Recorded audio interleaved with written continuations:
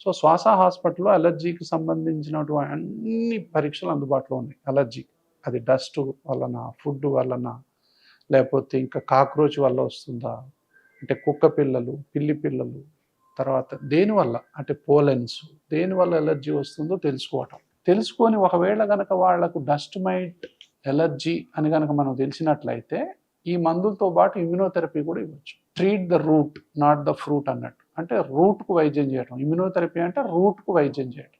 So అది కూడా ఇప్పుడు శ్వాస హాస్పిటల్‌లో అందుబాటులో ఉంది.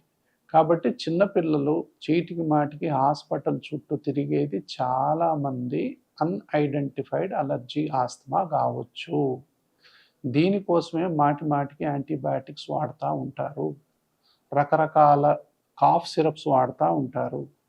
రకరకాల అంటే ఇంకా ఎన్ని రకాలు వాడాలనో మందులు అన్ని రకాలు వాడతారు. వీళ్ళు ఎన్ని మందులు వాడినా, ఎన్ని హాస్పిటల్‌లు తిరిగినా, ఎంతమంది డాక్టర్లను మార్చినా అది హోమియోపతి, అల్లోపతి, ఆయుర్వేదం, యునాని కొంతమంది అయితే అన్ని రకాలు వాడి చూస్తారు. అయినా తగ్గకపోయినా సో వీళ్ళల్లో అలర్జీ ఆస్తమా ఉండొచ్చు.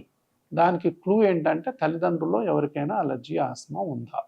సో అనేది మనం చాలా కూలంకషంగా ఈ హిస్టరీ గనక మనం తీసుకున్నట్లయితే ఆ కంక్లూజన్‌కి అనేది మనం రావచ్చు. ఒకసారి ఆ హిస్టరీ పూర్తిగా తీసుకోవటం, తర్వాత వాళ్ళ కంప్లీట్‌గా అలర్జీ ఆస్తమాకు సంబంధించిన పరీక్షలు చేయటం. దాని తర్వాత వాళ్ళకి ఇన్హలేషన్ థెరపీ గానీ, నేసల్ స్ప్రేలు గానీ, ఈ ట్రీట్మెంట్ గనక కరెక్ట్‌గా మనం తాళానికి తగ్గ తాళం చెవిలాగా, ఒక పాస్‌వర్డ్ లాగా కనుక ఈ ట్రీట్మెంట్‌ని మనం డిజైన్ చేస్తే పిల్లలు అద్భుతంగా రెస్పాండ్ అవుతారు. సంవత్సరానికి 10 సార్లు అడ్మిట్ అయినోళ్ళు 5 సంవత్సరాల హాస్పిటల్ వైపు కూడా రానోళ్ళని చూశాను. అంటే అంత చక్కటి వైద్యం ఇప్పుడు అందుబాటులో ఉంది.